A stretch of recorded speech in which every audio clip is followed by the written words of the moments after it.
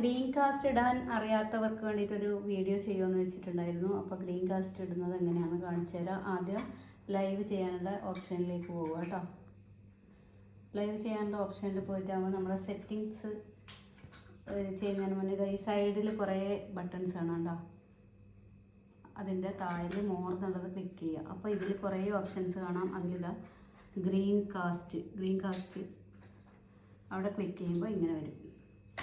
അപ്പോൾ നിങ്ങൾക്ക് അതിലേത് ഫോട്ടോ ആണോ വേണ്ടത് അതൊന്ന് ക്ലിക്ക് ചെയ്യുക. അപ്പോൾ ഇതാ സ്ക്രീനിൽ ഇങ്ങനെ വരും.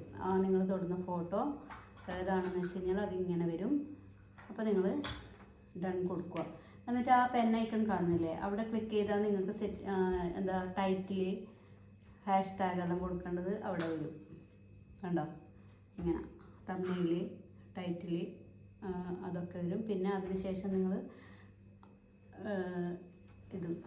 ഇതൊക്കെ നിങ്ങൾക്ക് അറിയുന്ന കാര്യമാണ്. പിന്നെ ഗോ ലൈവിലേക്ക് പോവുക.